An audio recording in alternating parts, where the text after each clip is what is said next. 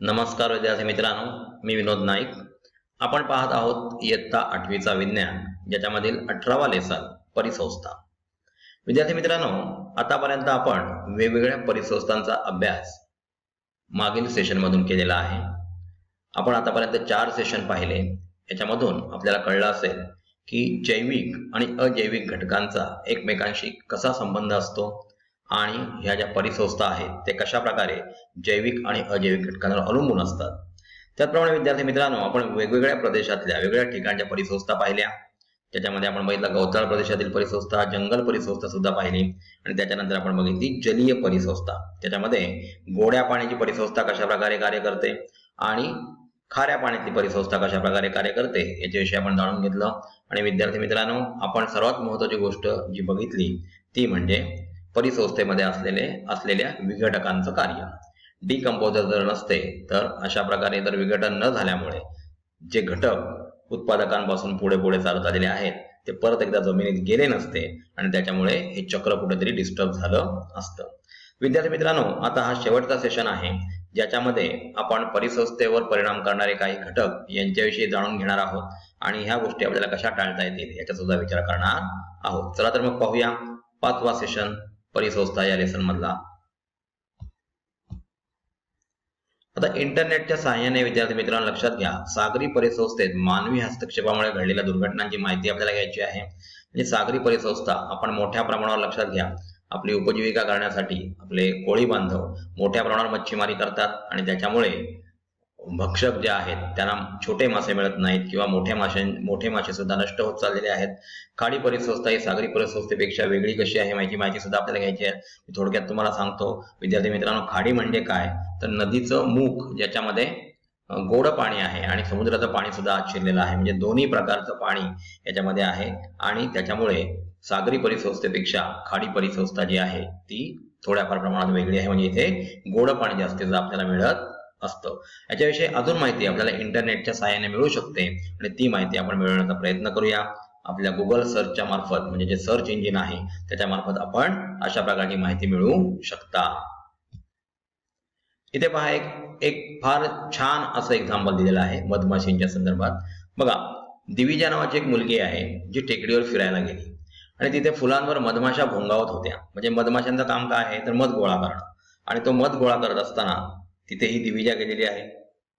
तेथील एक मधमाशी दिविजाच्या जवळ आली आणि तिच्या हाताला तिने दंश केला आणि आपसुकच तिच्या तोंडातून शब्द बाहेर पडले, जगातल्या सर्व मधमाशा नष्ट झाल्या पाहिजेत.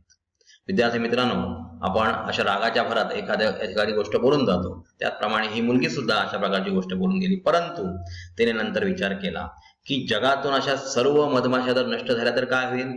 विद्यार्थी मित्रांनो, एक महत्वाची गोष्ट लक्षात घ्या, जे परागीभवन होत असतं म्हणजे पोलिनेशन होत असतं त्याच्यामध्ये सर्वात जास्त महत्वाची भूमिका कुठल्या कीटकाची असेल तर ती मधमाशीची असते. कारण मधमाशी ही कायम बिझी असणारी एक बी आहे. बी म्हणजेच माशी आहे जी फुलाफुलात जाऊन तिथे मध गोळा करत असते आणि अशा प्रकारे मध गोळा करत असताना तिच्या पायाला चिकटलेले पोलन ग्रेन्स जे आहेत ते कुक्षीवर पडतात आणि त्याच्यापासून पोलिनेशन होत असतं. मग दिविजाने जे शब्द वापरले ते जर खरोखर झाले तर असं झालं तर जगातला बराचसा भाग जो आहे तो हिरवळी विना नष्ट होईल. म्हणजे अशा प्रकारचं पोलिनेशन होणार नाही आणि रिप्रोडक्शन होणार नाही आणि त्याच्यामुळे मधमाशी नष्ट होऊन चालणार नाही. आता पहा, मानवी हस्तक्षेपामुळे होणारा परिसंस्थेचा ऱ्हास. आता ह्या ज्या परिसंस्था आहेत हे नैसर्गिक क्रिया आहेत, या नॅचरल गोष्टी आहेत आणि त्याच्यामध्ये मानवाने तुम्हाला सांगितलं त्याप्रमाणे आपल्या कुशाग्र बुद्धीच्या साहाय्याने निसर्गापासून जेवढं काही घेता आलं तेवढं घेतलेलं आहे.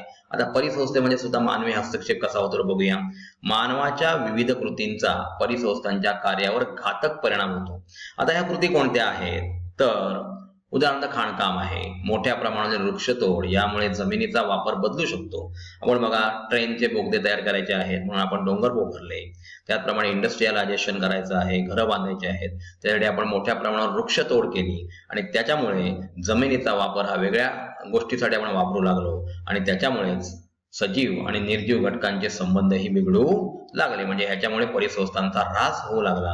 विविध मानवी प्रक्रिया व कृती ज्या आहेत परिसंस्थांवर वेगवेगळ्या प्रकारे परिणाम करत असतात. एखाद्या विशिष्ट प्रकारच्या परिसंस्थेचे दुसऱ्या प्रकारच्या परिसंस्थेत रूपांतर होण्यापासून ते एखाद्या प्रजाती नष्ट होण्यापर्यंत असे परिणाम होत असतात। लक्षात घ्या विद्यार्थी मित्रांनो की जसं डायनासोर आपल्या पृथ्वी तलावर नष्ट झाले तसे काही प्राणी जे आहेत ते नष्ट होण्याच्या मार्गावर आहेत।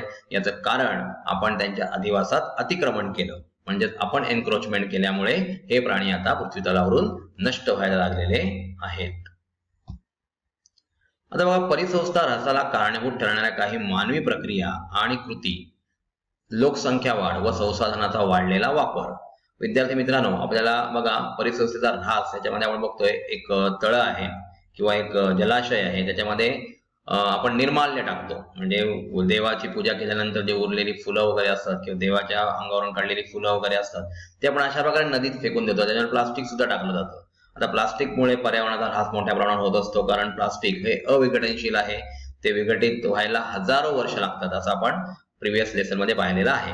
आता बघा, परिसंस्थेमध्ये मानव प्राणी भक्षक या गटात मोडतो, म्हणजे आपण ओरबडून घेतो, अक्षरशः खातो, म्हणून आपण भक्षक आहोत। मानवाला सामान्य परिस्थितीत परिसंस्था त्याच्या गरजेपुरत्या गोष्टी पुरवू शकतात, परंतु लोकसंख्या वाढीमुळे अफाट लोकसंख्या वाढलेली आहे। आता साधारण 135 कोटीच्या आसपास आपल्या भारताचीच लोकसंख्या गेलेली आहे, आणि त्याच्यामुळे या अफाट लोकसंख्या वाढीमुळे मानव गरजा भागवण्यासाठी निसर्गाकडून बेसुमार साधन संपत्ती घेत राहिला। म्हणजे आपल्याला ज्या आवश्यक गोष्टी आहेत त्या आपण कोणाकडून घेणार, तर निसर्गाकडून। आता एवढी लोकसंख्या वाढ झाल्यानंतर अशा प्रकारच्या साधन संपत्तीचा आपण ऱ्हास करायला लागलो। जीवनशैलीच्या नव्या बदलांमुळे मानवाची जगण्यासाठीच्या किमान गरजेच्या गोष्टीपेक्षा अधिकच मागणी वाढली, त्यामुळे परिसंस्थांवर त्याचा ताण वाढला आणि टाकाऊ पदार्थांचे प्रमाणही त्याच प्रमाणात वाढलेले आहे। आपल्याला बाजूला जलाशयाची मी सांगितलं त्याप्रमाणे त्या प्लास्टिकच्या पिशव्या किंवा इतर फुलं वगैरे टाकलेली आहेत, आणि त्याच्यामुळे ही जी जलाशयातली परिसंस्था आहे त्याच्यात कुठेतरी कॉन्टॅमिनेशन होणार आहे आणि त्यातल्या सजीवांचा जीव तिथे गुदमरणार आहे आणि ती परिसंस्था सुद्धा नष्ट होऊ शकते। अशा प्रकारे परिसंस्थेचा ऱ्हास होत चाललेला आहे।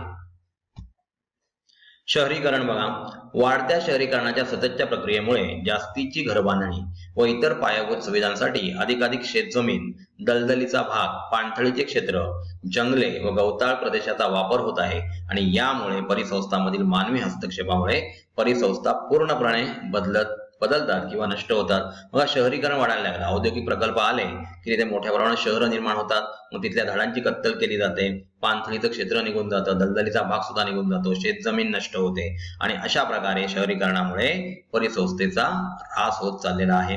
आता औद्योगिकरण तुम्हाला सांगितलं, इंडस्ट्रियलायझेशन, आपल्या आणि वाहतूक, एवढ्या मोठ्या प्रमाणात जर लोकसंख्या असेल तर त्यांना रोजगार मिळाला पाहिजे, आणि म्हणून औद्योगिकरण वाढलं आणि त्याच्यासाठी वाहतूक व्यवस्था करावी लागली। वाढत्या औद्योगिकरणासाठी लागणारा कच्चा माल नैसर्गिक जंगले तोडून मिळवला जातो, यामुळे जंगलाचा नाश होतो। वाहतुकीत वाढ झाल्याने त्यासाठीच्या सुविधा वाढवताना बरेचदा जंगलातून किंवा पाणथळ जागांवर रस्त्यांचे, रेल्वे मार्गांचे जाळे पसरलेले आपण बघितलेले आहे।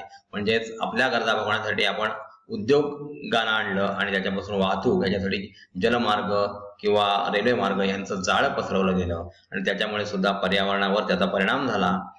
पर्यटन, निसर्ग निरीक्षण, मनोरंजन व देवदर्शनासाठी मोठ्या प्रमाणावर पर्यटक निसर्गरम्य परिसरात येत असतात। या पर्यटकांकरिता अशाच ठिकाणच्या परिसरांमध्ये मोठ्या प्रमाणावर पायाभूत सुविधा निर्माण केल्या जातात, म्हणजे बेसिक ज्या रिक्वायरमेंट्स आहेत त्यांची डेव्हलपमेंट केली जाते, आणि त्यामुळे स्थानिक परिसंस्थेवर अतिरिक्त ताण येऊन तिची मोठ्या प्रमाणावर हानी होते, असं आपल्याला दिसून आलेलं आहे। विद्यार्थी मित्रांनो, इथे बघा, आपल्या परिसरातील एखाद्या पर्यटन केंद्राला आपल्याला भेट द्यायची आहे आणि तेथील परिसंस्थेवर पर्यटनाचे काय परिणाम होतात ते आपल्याला बघायचे आहेत। आता बघा, आपण रॅपर्स मधले खाणं खातो, जसं बालाजी वेपर्स आहे किंवा इतर गोष्टी वेपर्स आहेत, आणि त्यांचे जे रॅपर्स आहेत ती निसर्गामध्ये फेकून देतो।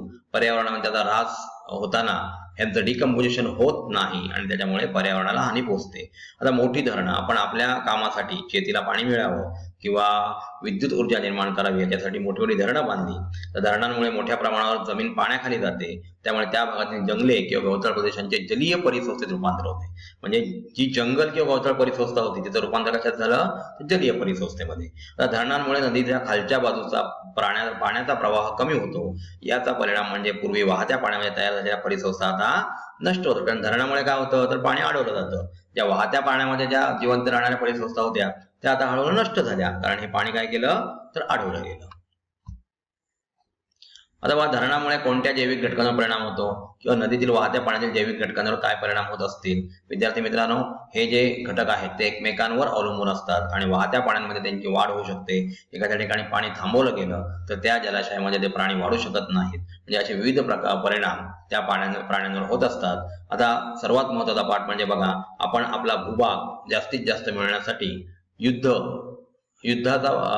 अवलंबत असतो. आता युद्ध बघा, जमीन, पाणी, खनिज संपत्ती किंवा काही आर्थिक व राजकीय कारणांमुळे मानवी समूहात स्पर्धा व मतभेदातून युद्ध होते. आपण आता विचार केला तर भारत पाकिस्तान यांच्यामध्ये कायम छुप युद्ध चालू आहे किंवा भारत आणि चीन यांच्यामध्ये सुद्धा छुप युद्ध चालू आहे. आणि युद्धामुळे मोठ्या प्रमाणात बॉम्ब वर्षाव, सुरुंग स्फोट केले जातात.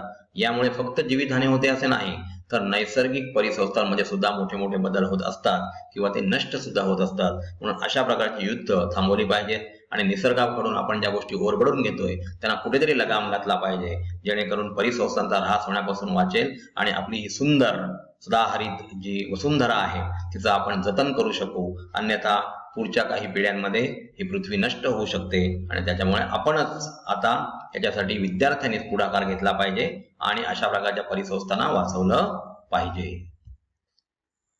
तर अशा प्रकारे बघा, युद्धांसारखं भूकंप, ज्वालामुखी, महापूर, दुष्काळ यांसारख्या नैसर्गिक आपत्तीमुळे व मानवी हस्तक्षेपामुळे काही नैसर्गिक परिसंस्थांचे वेगळ्या प्रकारच्या परिसंस्थात रूपांतर झालेलं आहे. आपल्याला माहिती आहे, जर जमीन असेल तिथे आपण धरण बांधलं तर त्याचं जलाशयामध्ये रूपांतर होतं, म्हणजे परिसंस्था बदलली.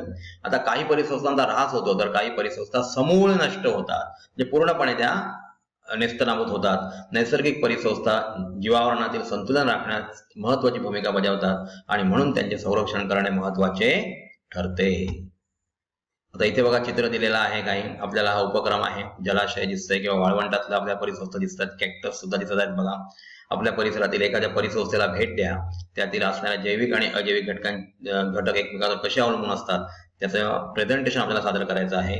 युद्धामुळे किंवा अणुस्फोट तर आपल्याला माहिती आहे, आपण जेव्हा टेस्ट घेतो तेव्हा राजस्थान सारख्या भागामध्ये पोखरण या ठिकाणी वाळवंटात त्याची टेस्ट घेतली जाते. तर अणुस्फोटामुळे झालेली परिसंस्थेची हानी इंटरनेटच्या सहाय्याने आपल्याला शोधून काढायची आहे आणि ती आपल्या शब्दात लिहायची आहे. अशा प्रकारे विद्यार्थी मित्रांनो, या शेवटच्या सेशन नंतर आपल्याला कळून चुकलं असेल की परिसंस्था का महत्वाच्या आहेत. परिसंस्थांचा ऱ्हास झाला तर आपलं जीवन सुद्धा नष्ट होण्यास सुरुवात होईल आणि त्याच्यामुळे पृथ्वी हा एकमेव ग्रह या सोलर सिस्टीम मध्ये आहे ज्याच्यावर जीवन आहे, ते जीवन सुद्धा नष्ट होईल. त्याच्यामुळे परिसंस्थांच्या साहाय्याने आपल्याला ही पृथ्वी वाचवायची आहे. वेगवेगळ्या इकोसिस्टीम ज्या आहेत त्यांचं आपल्याला जतन करायचं आहे आणि आपली पृथ्वी सदाहरित ठेवून तिचं कायमस्वरूपी संवर्धन करण्यासाठी आपल्याला पुढे यायचं आहे. धन्यवाद.